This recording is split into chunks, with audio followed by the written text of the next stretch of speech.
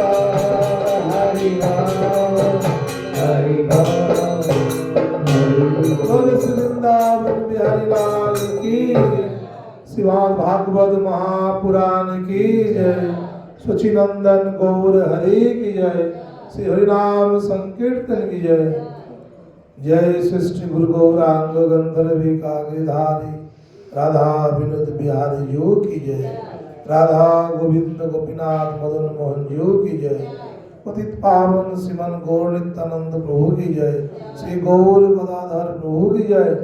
जय जगन्नाथ सुभद्रा बलदेव सुदर्शन चक्र की जय। भक्ति विघ्न विनाशनकारी भगवान श्री लक्ष्मी नृसिंह देव की जय। श्री लक्ष्मी वराह जीव की जय। सर्वविष्ट पदाता श्री गिरिराज महाराज की जय। कृष्ण बलराम की जय। जय श्री राम लाला की जय। भागवत महापुराण की जय। भागवत सप्ताह अधिवेशन की जय। परम आराध्यतम नित्य इलाभ विष्णु विष्णुपाद श्रील भक्ति वेदांत श्री बावन गोस्वामी गुरु महाराज की जय। ओम विष्णुवाद आचार्य केसरी श्रील भक्ति प्रज्ञान केशव गोस्वामी महाराज की जय। जगत गुरु श्रील भक्ति सिद्धांत सरस्वती गोस्वामी ठाकुर श्रील प्रभुपाद की जय। जय नित्य इलाभ विष्णु श्रील भक्ति वेदांत पर्यटक गोस्वामी महाराज की जय। श्रील भक्ति वेदांत नारायण गोस्वामी महाराज की जय। श्रील त्रिविक्रम गोस्वामी महाराज की जय। श्रील मधुसूदन गोस्वामी महाराज की जय। आचार्य श्रील पद्मनाभ गोस्वामी महाराज की जय। सपार श्रील प्रभुपाद की जय। जय नरोत्तम सदानंद श्रीनिवास गोस्वामी प्रभु की जय। नवद्वीप धाम की जय। जगन्नाथपुरी धाम की जय। वृंदावन धाम की जय। वृंदावनेश्वरी श्रीमती राधा रानी की जय। बरसाने वाली की जय। हरि गुरु वैष्णव की जय। समस्त भक्त वृंद की जय। जय निताई गौर प्रमानंदे। जय जय श्री राधे। वंदे अहं श्री गुरु श्रीयुत पद कमलम श्री गुरुं वैष्णवांश्च श्री रूपं शक्रयातं सगण रघुनाथं नितं तं सजीवं स्वाद्वैतं सवधूतं परिजनसहितं कृष्ण चैतन्य देवं श्री राधा कृष्ण पादं सगण ललिता श्री विशाखान्वितांश्च नमो विष्णुपदाय केशव अभिन्न रूपिणे श्री श्रीमद् भक्ति वेदांत वामन रूपधारिणे नमो विष्णुपदाय आचार्य सिंह रूपिणे श्री श्रीमद् भक्ति प्रज्ञान केशव इति नामिने नमो विष्णुपदाय कृष्ण निष्ठाय भूतले श्रीमते भक्ति सिद्धांत सरस्वती इति नामिने वंचा कल्पतरुश्च कृपा सिन्धुभ्यैव च पतितानां पावनेभ्यो वैष्णवेभ्यो नमो नमः। नमस्ते कालसत्ताय जगन्नाथ सुताय च सविताय सपुत्राय सकलत्राय ते नमो नमः। राधा चिंतन विषण जश्च कांतिर्विलोपिता श्री कृष्ण चरणांग वंदे राधा लिंगित विग्रह भक्ता वीणा अपराध लक्ष्य क्षिप्ताश्च कामादि तरंग मध्ये कृपामयि त्वां शरणं प्रपन्ना वृंदे नमस्ते चरणारविंदम्। श्री कृष्ण चैतन्य प्रभु नित्यानंद श्री अद्वैत गदाधर शिवासादि गौर भक्त वृंद नारायणं नमस्कृतं नरं चैव नरोत्तमं देवीं सरस्वतीं व्यासं ततो जयो मुदीरये। तमादिदेवं करुणानिधानं तमालवर्णं श्वेतावतारम् अपार संसार समुद्र सेतुं भजामि भगवतो स्वरूपम्। जं प्रभजन्तमनुपेतमितं चित्तं दैपायन विरह कातरा जुहाव पुत्रेति तन्मयतया तरवनेदु स्तं सर्वभूत हृदयं मुनिमान तस्मै। हरे कृष्णा कृष्णा कृष्ण हरे हरे, हरे राम राम राम हरे हरे।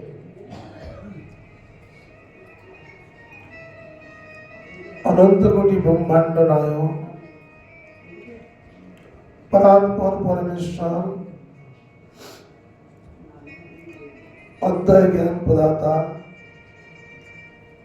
ब्रजेंद्र नंदन भगवान श्याम सुंदर श्री कृष्ण की दिव्य भाई भागवती मूर्ति श्रीमद् भागवत महापुराण के सप्ताहों में उपस्थित सभी सज्जन वृंदों के चरण में यथाचंद दंडवत प्रणाम हार्दिक शुभेच्छा अभिनंदन ज्ञापन करता हूँ।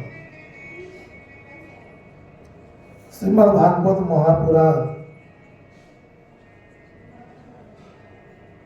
इससे श्रेष्ठ कोई ग्रंथ इस संसार में नहीं है। व्यासदेव जी ने उन्होंने जो भी ग्रंथ प्रकाश किया उनके अंदर जो भी ज्ञान है सबका निचोड़ है श्रीमद् भागवत महापुराण। प्रतिदिन हम लोगों को एक कथा सुननी चाहिए, पाठ करना चाहिए। संसार के विविध व्यसन में, नैमित्तिक धर्म में परम धर्म नहीं है, सांसारिक धर्मों में हम लोग बंध गए हैं और भगवान जी का जो चरण है उनसे दूर होते जा रहे हैं। घोर कलिकाल है। इस कलिकाल में जीव अपना स्वरूप को समझ में नहीं पा रहा है, क्या करना चाहिए। जीव धर्म के नाम पर अधर्म कर रहा है, परम धर्म के नाम पर नैमित्तिक धर्म, देह धर्म, मनोधर्म, समाज धर्म, परिवार धर्म में बंध गया है। और इन धर्मों में ऐसे फंसे हैं।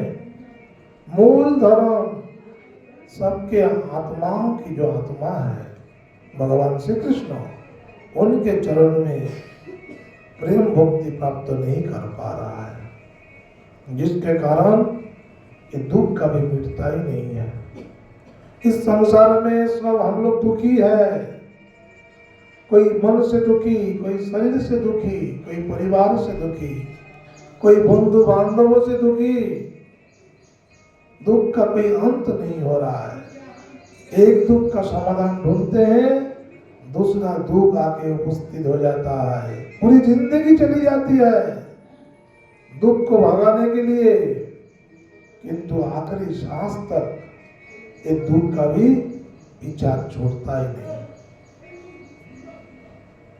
हम लोग भली बात इस बात को जान ले। तमाम शास्त्र ग्रंथ बार बार यही कह रहे हैं, भगवान श्री हरि के चरण में अनन्य भक्ति करनी पड़ेगी। इसके अलावा इस संसार में कोई भी वस्तु हमें शांति नहीं दे सकती। निश्चित तौर पे भगवान की भक्ति कैसे मिलेगी? भगवान की कथा सुनने से। भगवान श्री हरि के दिव्य गुणों का श्रवण करते रहिए प्रतिदिन। ऐसा कोई दिन व्यर्थ ना जाए जिस दिन भगवान के गुण कीर्तन हमारे कानों में ना आए। वो दिन हमारे लिए सबसे दुर्दिन होगा। हम लोग कहते हैं ना, भाई आज दिन बढ़िया नहीं गया, घर में खटपट हो गया, झगड़ा हो गया, मन दुखी है। किंतु आप जानिए, सत सत बाधा विपत्ति के बीच में भी अगर भगवान के गुणों कीर्तन कानों में सुनाई पड़े और वो गुणों कीर्तन अगर साधु महात्माओं के द्वारा अगर सुनाया जाए तो सर्वोत्तम वही साधन है। इसको भूलिए मत। दिव्य ज्ञान प्रदान प्राप्त करने के लिए भगवान के नामों के ऊपर जोर दीजिए। भागवत महापुराण सप्ताह को हो जाने के बाद हम लोग जहाँ से आए थे वहीं चले जाएंगे। जिस माया अंधकार में हम लोग डूबे रह रहे थे, ये दोबारा वहीं चले जाएंगे, वही काम करेंगे, सब भूल जाएंगे। ऐसा बिल्कुल ना हो। शिक्षा हृदय में बैठा लीजिए। चैतन्य महाप्रभु कहते भगवान को पाने का सहज उपाय है हरि नाम। कलि युग में वैष्णव सेवा नाम संकीर्तन। भारत भूमिते मनुष्य जन्म हईल जार, जन्म सार्थक करी करो परोपकार। भारत भूमि में अगर जन्म हुआ है, अधिक से अधिक नाम जप करिए। नाम करेंगे तो नाम में भगवान के चरण में प्रीति होगी। नाम और नामी दोनों में कोई अंतर नहीं है। जो ही नाम वही कृष्ण, भजो निष्ठा करी। चैतन्य महाप्रभु यही कह रहे हैं, नाम को मत छोड़िए, नहीं तो जितने सारे साधन है सब अधूरा ही रह जाएगा। सबके हाथों में इसलिए हरि नाम की माला होनी चाहिए। दिन में हम लोग अधिक से अधिक समय सांसारिक वार्ता में समय व्यतीत करते हैं, नाम की माला नहीं कर पाते। और मन की माला में संसार का जप करते रहते हैं, किंतु जब हरिनाम की माला में प्रभु के गुणों कीर्तन करेंगे, उनका नाम जप करेंगे, हमारे बेड़ा पार हो जाएगा। ये सब बातें याद रखिए। भगवान ने जो लीला की है, इस लीला में यही शिक्षा है कि भगवान में तन्मयता प्राप्त हो जाए, भगवान के दिव्य गुणों कीर्तन को बार बार सुनते रहे, उनका ही चिंतन करे, उनका ही स्मरण करे। भगवान श्री हरि कहते हैं, जो मानव प्रतिदिन मेरा कीर्तन करता है, मेरा स्मरण करता है, मेरा नाम को जप करते रहता है, उसे मैं कभी परित्याग नहीं करता हूँ। ये उनकी प्रतिज्ञा है, तो हम लोग भूल ना जाए। चैतन्य महाप्रभु ने 16 माला नाम जपने के लिए विधान दिया है। 16 माला में, एक माला में 108 दाना है, ऐसे 16 माला में 16 इंटू 108 25,000 नाम हो जाता है। संख्या में तो 27,000 कुछ होता है, किंतु हम लोग भूल जाते हैं, कुछ मिस्टेक हो जाता है। इसीलिए 16 माला करने से 25,000 ही कहा गया है, किंतु जब आप गुणक लगाओगे तो उससे अधिक ही होगा। और इसी में एक नाम में कितना अक्षर है? 32 अक्षर है। राम हरे कृष्णा कृष्ण कृष्ण हरे हरे, हरे राम राम राम हरे हरे।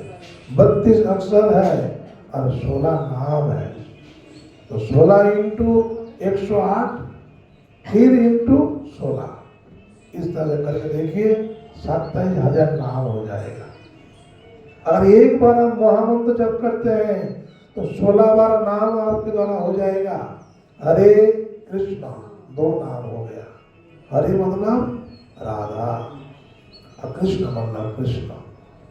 हरे कृष्ण कृष्ण कृष्ण हरे हरे, हरे राम राम राम हरे हरे। यही नाम जपना पड़ेगा। भगवान श्री हरि हमारे हृदय में बैठे हैं। मैं देह नहीं हूँ, मैं आत्मा हूँ, और आत्मा का धर्म ही है भगवान श्री कृष्ण से प्रेम करना। प्रेम क्यों करे? क्योंकि आत्मा का आत्मा भगवान श्री हरि है, इसलिए इतनी अनुराग है भगवान के प्रति।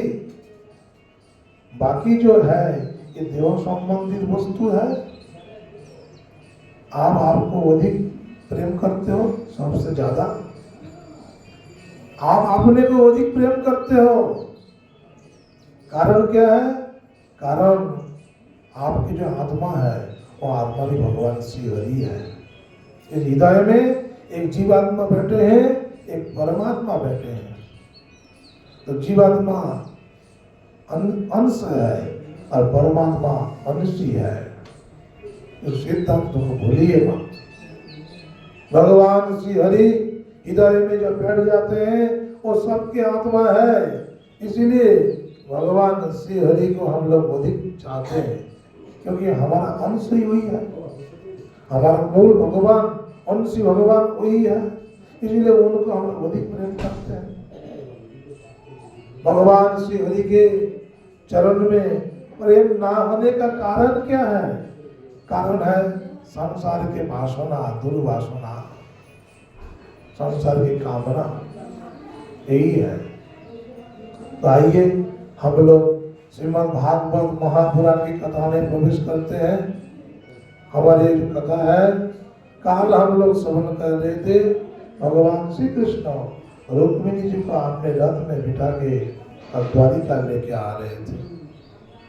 उसी समय भगवान श्री हरि के शाला जी अर्थात रुक्मिणी के भाई रास्ते में आ गए। उन्होंने बहुत विरोध किया।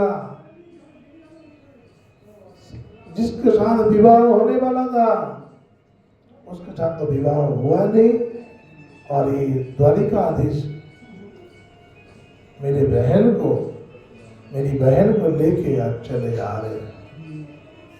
रुक्मिणी को क्रोध आ गया, तलवार उठाई, भगवान श्री कृष्ण से लड़ पड़े, भिड़ गए। किंतु भगवान श्री कृष्ण से कौन लड़ सकता है? भगवान श्री हरि ने रुक्मिणी के सामने ही उसको भाई को मारने के लिए तैयार हो गए। रुक्मिणी ने प्रार्थना की कि हे गोविंद, हे द्वारिकाधीश, आपको मैंने कहा था कि विवाहों में कोई हताहत नहीं होना चाहिए। आप आइए, अब मुझे हरण करके लेके चले जाइए। इस समय मेरे भाई को आप छोड़ दीजिए। भगवान श्री कृष्ण रुक्मिणी को बात मानते हुए उनका भाई रुक्मिणी को उन्होंने छोड़ दिया। किंतु रुक्मिणी जो है अपमानित हो गया। अब भगवान श्री कृष्ण द्वारिका में पहुंच गए रुक्मिणी के साथ में लेके। बोल भगवान कृष्ण कन्हैया लाल की जय। श्री रुक्मिणी रमन भगवान द्वारिकाधीश की जय। अब भगवान श्री कृष्ण की पहली पत्नी रुक्मिणी जी हो गई। रुक्मिणी जी द्वारिका में आते ही सब जगह बड़ा आनंद उत्सव होने लगे। भगवान पहली बार उन्होंने द्वारिका में विवाह किया। और रुक्मिणी जब आ गई तो रुक्मिणी से भगवान ने एक पुत्र प्राप्त किया। भगवान के पुत्र का नाम प्रद्युम्न है। ये प्रद्युम्न कामदेव के अवतार है, साक्षात कामदेव। क्योंकि भगवान श्री कृष्ण से पुत्र के रूप में आने से पहले प्रद्युम्न भोलेनाथ जी के क्रोध के कारण ये कामदेव प्रद्युम्न मारा गया। कैसे मारा गए थे? भोलेनाथ जी ध्यान में बैठ गए और उसी समय प्रद्युम्न जो कामदेव है, शिव जी का ध्यान को भंग करने के लिए, समाधि से जगाने के लिए उन्होंने शिव जी के ऊपर अपना प्रकोप छोड़ा है। और शिव जी ध्यान समाधि में मग्न थे। उनको जब लगा कि कामदेव आके मेरे ऊपर अपना उपद्रव कर रहे हैं, तब भोलेनाथ जी आके तीसरी नेत्र खोल दिया। और भोलेनाथ जी का तीसरी नेत्र से क्रोध की अग्नि प्रकट हो गई और उसी अग्नि के कारण स्वयं इस जगत की जो प्राकृतिक तो कामदेव है वो भस्मसात हो गया। बोल श्री भोले बाबा की जय। आप भोले बाबा के हुक्म के कारण, क्रोध के कारण कामदेव जल गया। आप कामदेव की पत्नी रोती देवी भोलेनाथ जी से प्रार्थना कर रही है, हे प्रभु मेरे पोती आपके क्रोध के कारण मारा गया, अब मैं क्या करूं, कहां जाऊं, किसके सहारे मैं रहूं, मैं तो अकेली हो गई हूं, मेरे पोती को मैं दोबारा कैसे प्राप्त करूं। तो भोलेनाथ जी ने आशीर्वाद दिया, अभी तुम जाओ राक्षस शंबरासुर के घर में तुम रहो, वहीं पे तुम्हें तुम्हारा पतिदेव से दोबारा मिलन हो जाएगा। यही कामदेवी अगले जन्म में रुक्मिणी के गर्भ में प्रद्युम्न के रूप में जन्म लिया है। और 10 दिन का था ये प्रद्युम्न रुक्मिणी के पुत्र सूतिका गृह से शंबरासुर प्रद्युम्न को उठा लिया, क्योंकि शंबरासुर को ये पता था यही प्रद्युम्न रुक्मिणी के पुत्र के द्वारा मैं मर जाऊंगा, मेरी मृत्यु होगी। इसलिए प्रद्युम्न को पहले ही शंबरासुर ने मारने के लिए प्रयास किया। 10 दिन के बालक को उठा के लेके शंबरासुर आकाश मार्ग से चलने लगे। अब उसके मन में ख्याल आया कि अरे छोटे से बालक को मैं मार के और मैं पापों का भागी क्यों बनूं, बाल हत्या करके मैं क्या करूं, इस बालक से मेरा क्या डर होगा, इसे मैं समुद्र में फेंक देता हूं, कोई मछली निकाल जाएगी तो मेरा शत्रु भी मारा जाएगा और मुझे बालक मारने का पाप से भी मैं बच जाऊंगा। अब वो शंबरासुर आसमान से रुक्मिणी के पुत्र प्रद्युम्न को समुद्र में डाल दिया। और वहीं पर जो है एक मछली, बहुत बड़ा मछली ने प्रद्युम्न को निकाल लिया। दैव क्रम से वही मछली शंबरासुर के घर में पहुंच गई। कैसे? क्योंकि जाल में मछली पकड़ गए, जाल में आ गया मछली, और राक्षस जाति है, मांस मछली तो खाता ही है, और रसोई घर में मछली जब पहुंच गया तो वहीं पे दाल भात बनाने की काम करती उनकी पत्नी रोती देवी, वही रोती देवी वही काम करती है। और रोती देवी जब मछली को काटा तो उसके पेट के अंदर से वो बालक पैदा हो गया। और रोती देवी बड़ा आश्चर्य हुआ कि मछली के पेट से ये बालक कहां से आ गया। इतने में नारद जी ने आके कहा कि हे रति, तुम्हें पता नहीं है ये तुम्हारा ही पति है प्रद्युम्न, ये तुम्हारा कामदेवी है।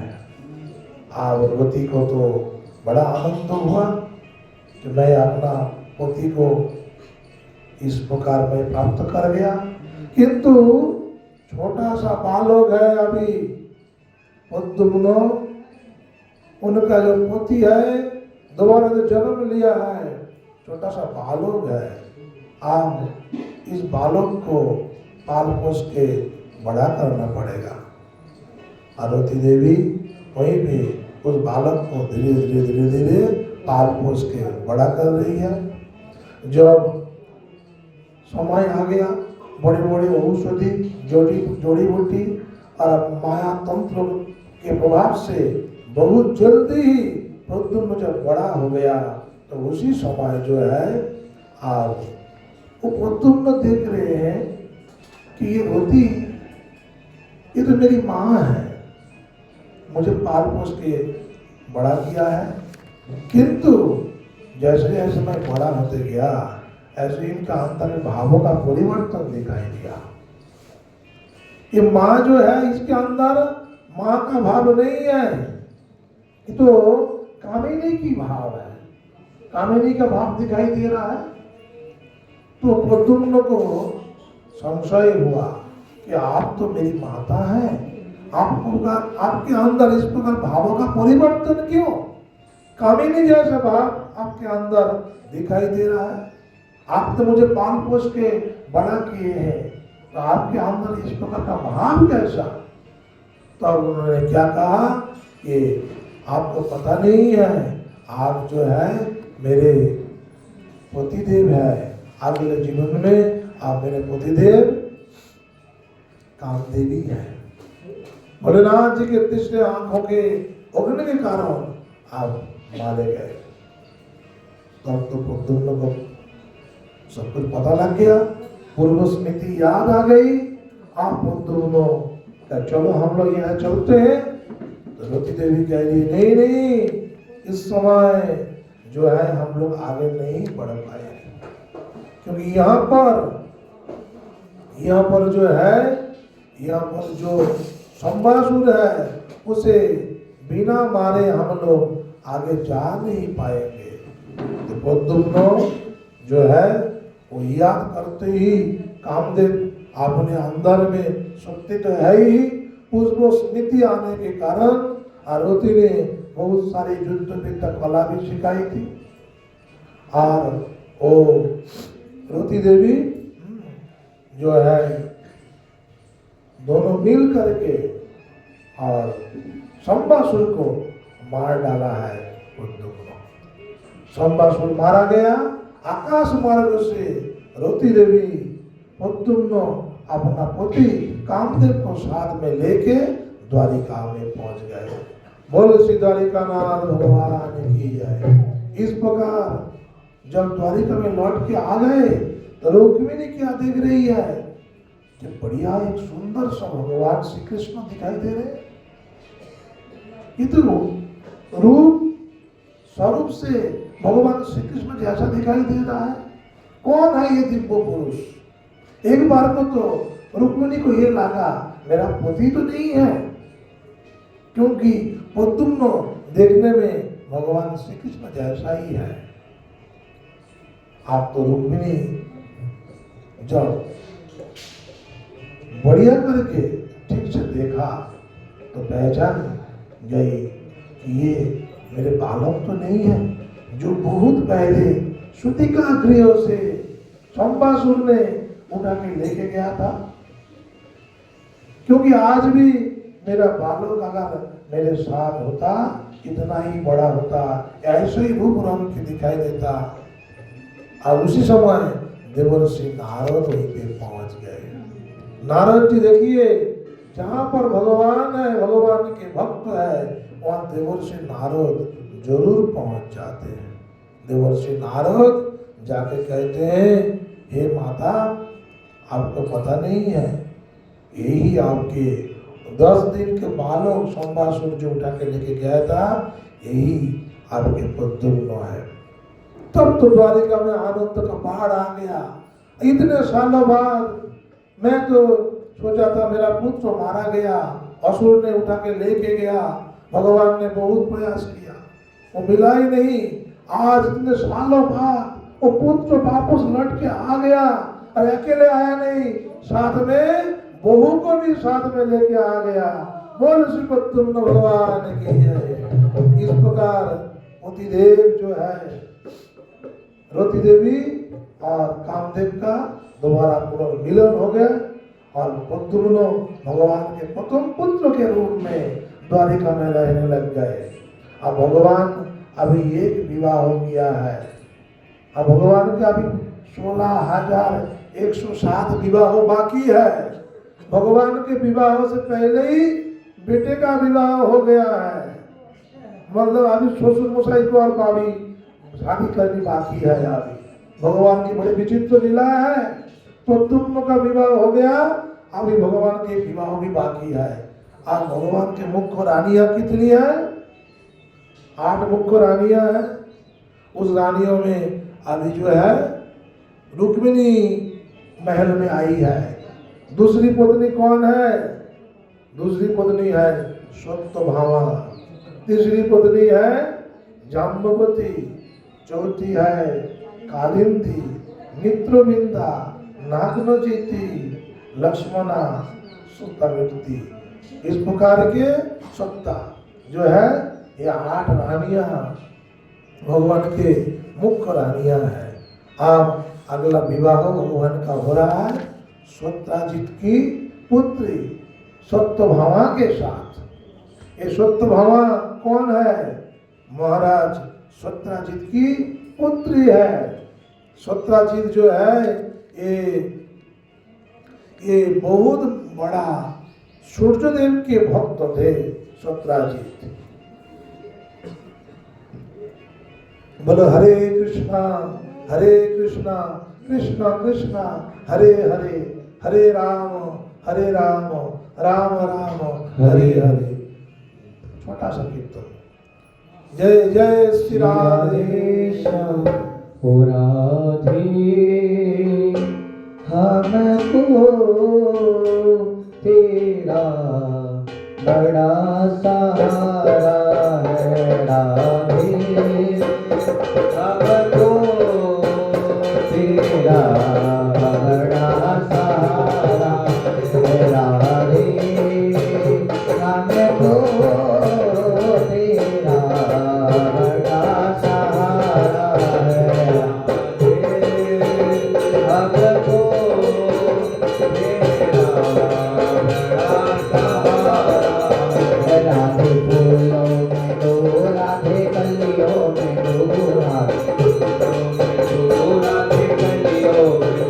खुशबू में तेरा नजारा है, खुशबू में तेरा नजारा है राधे, हमको तेरा बड़ा सहारा है राधे, हमको तेरा बड़ा सहारा है राधे। गंगा में दो राधे, यमुना में दो राधे, गंगा में दो राधे, यमुना में दो, सरयू की लहरों में तेरा नजारा है, सरयू की लहरों में तेरा नजारा है राधे,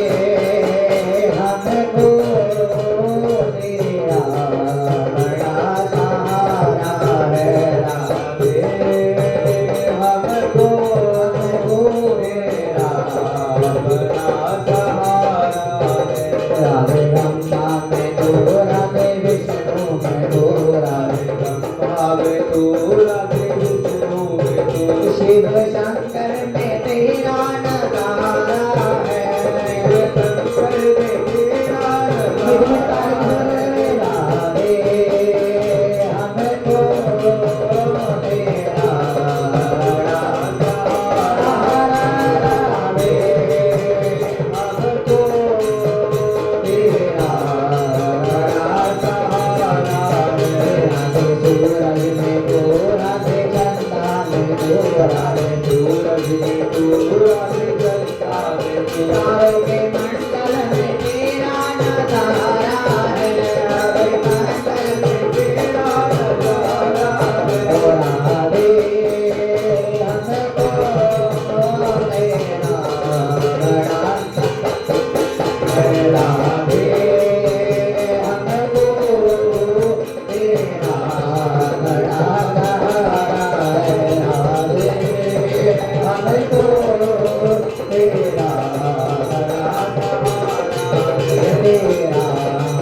बड़ा सहारा है, तेरा बड़ा सहारा है, तेरा बड़ा सहारा। हरि हरि बोल। जय जय श्री राधे। तुलसी वृंदावन बिहारी लाल की जय। श्री भागवत महापुराण की जय। रुक्मिणी के पुत्रों प्रद्युम्न रति देवी को लेके महल में आ गए।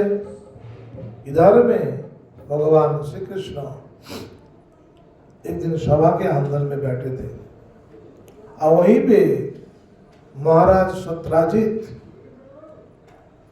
जिनकी पुत्री है सत्यभामा।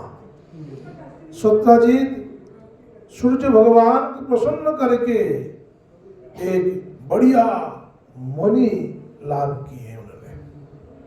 इस मणि की विशेषता यही थी कि मणि जो है प्रतिदिन 8 बार सोना प्रदान करती है। 8 तोला सोना ये मणि प्रतिदिन देती है। सूर्यदेव प्रसन्न हो गए, महाराज सत्यजीत को उन्होंने प्रदान किया कि ले जाइए, आप अपना राजकोष में इसे रख दीजिए और राजकोष में आपका खजाना बढ़ते ही जाएगा। आप मानिए 1 तोला सोने का दाम कितना है? अभी शायद लाखों रुपया होने हो गया है, ये 80,000 होगा, कितना है? तो देखिए ये 8 भार सोना प्रतिदिन मुनि देती है। आप कितना कमाई करोगे?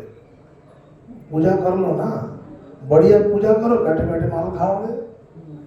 भगवान की आराधना करो, परेशानी में क्यों पड़ना है? हमारे ऋषि वर्ग ने कभी कोई ज्यादा मेहनत नहीं की, भगवान की आराधना में लग गए। पूरी जिंदगी में आपने प्योर साइंस पढ़ोगे, फिजिक्स साइंस पढ़ोगे, पॉलिटिकल साइंस पढ़ोगे, पैसा कमाओगे, परेशानी में पड़ जाओगे। एक देवताओं को प्रसन्न कर लो, आपके पास कोई कमी नहीं रह जाएगी। यही तो भारत की साधना है। हमारे पूर्वज ऋषि वर्गों ने क्या किए?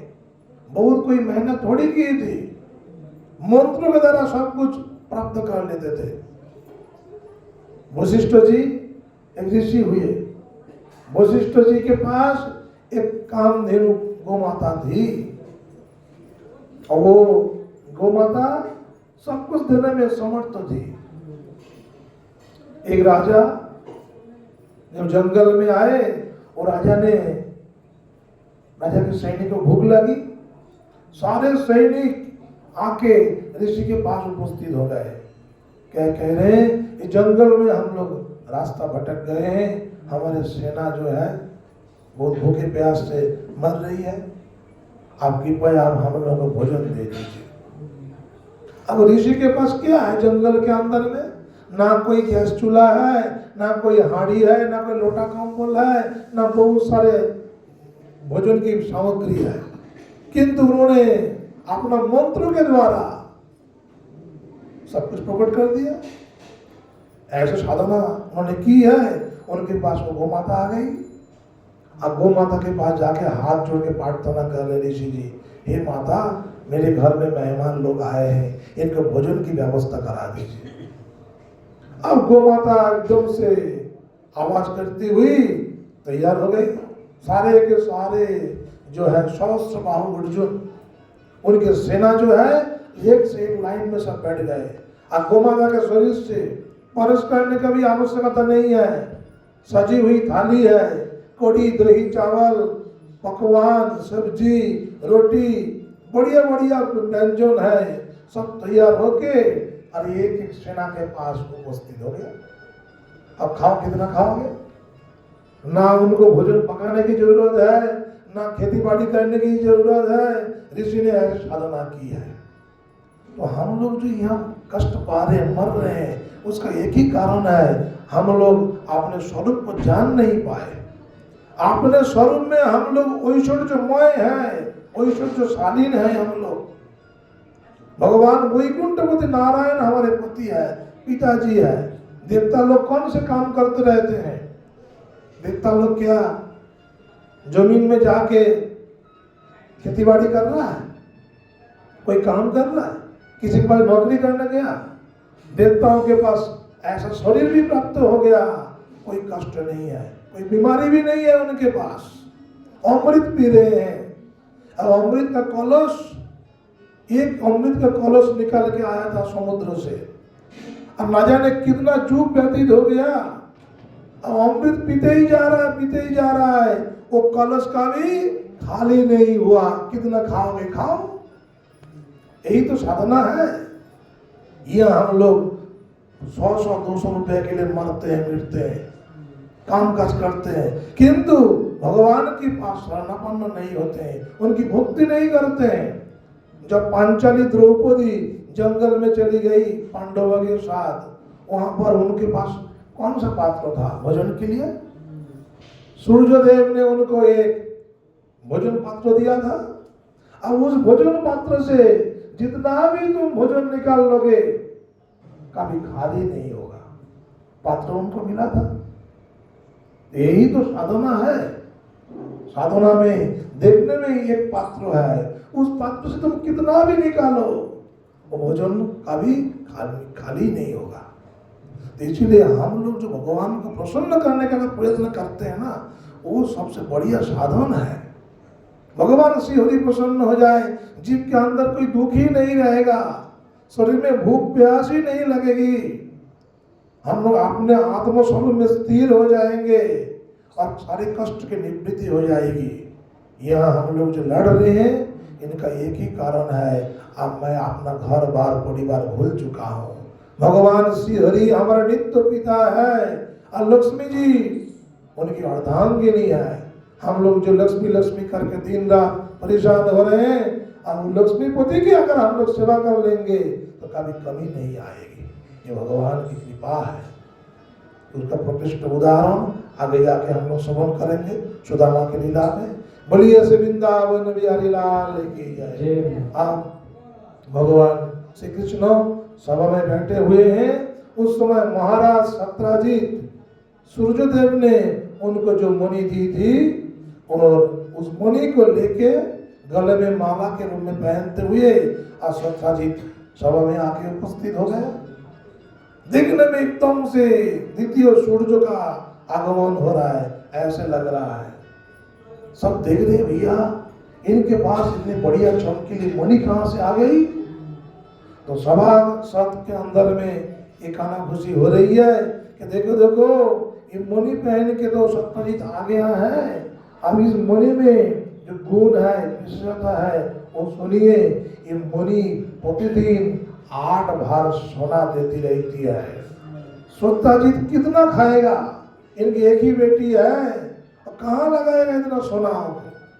क्यों ना ये सोना द्वारिकाधीश के पास मणि आ जाए और द्वारिकाधीश इस मणि से जो सोना मिल जाएगा उसी को राष्ट्र हित में लगाएंगे। तो इनके पास तो ये मणि रहने का कोई मतलब ही नहीं है। मणि से जब इतना सोना निकल के आ जाता है तो ये सोना राष्ट्र हित में काम में आ जाए।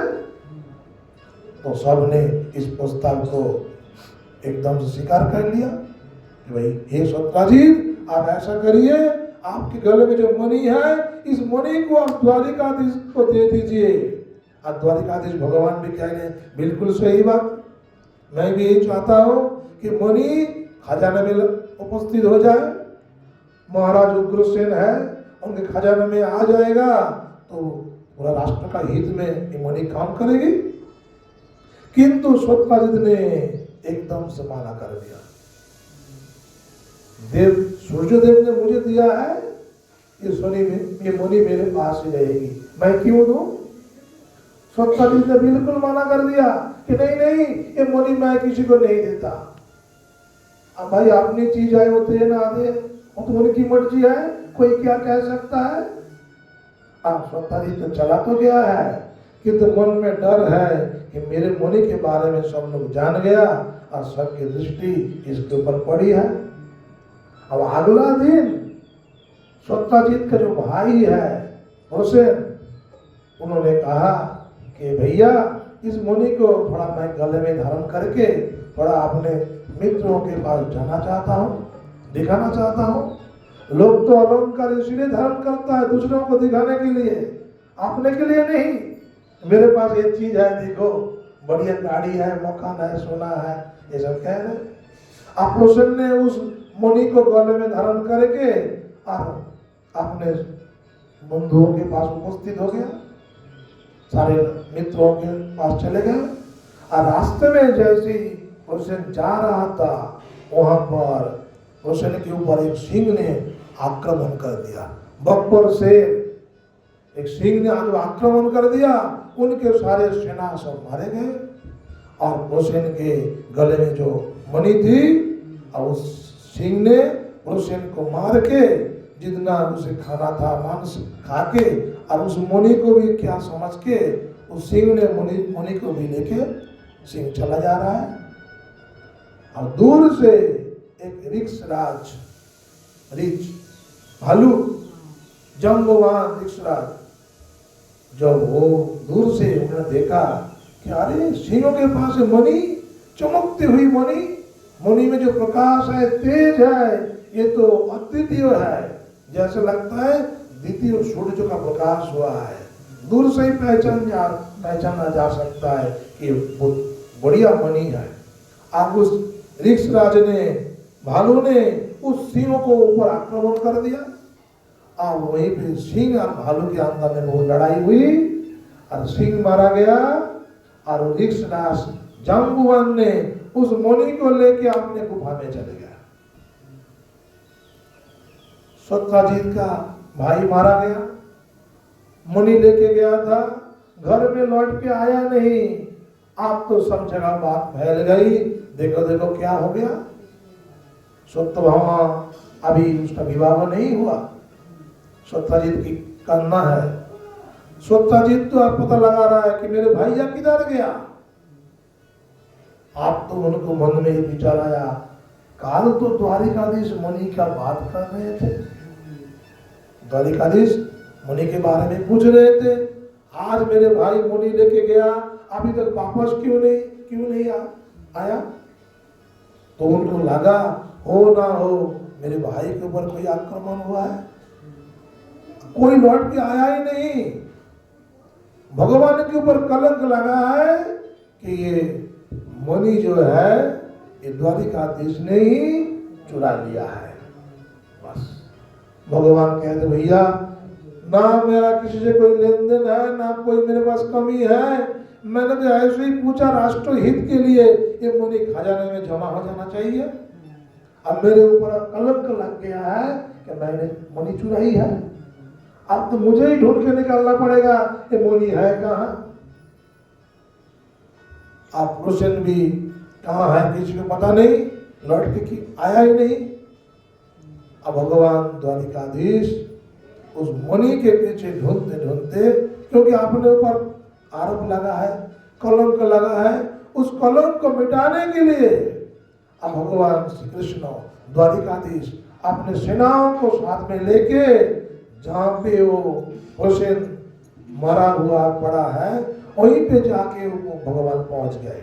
जाके देख रहे एक हुसैन मरा पड़ा हुआ है, मर गया हुसैन, सारे सेना वहां पर पड़े हैं, सब के सब मरा हुआ है, किंतु वहां पर एक शेर का पग चिन्ह है। तो भगवान पहचान समझ गए, हो ना हो किसी शेर ने आके हुसैन को मार दिया हो। शेर के पग चिन्ह को अनुसरण उसका पता लगाते हुए भगवान आगे जाके देख रहे हैं एक भालू के गुफा के बाहर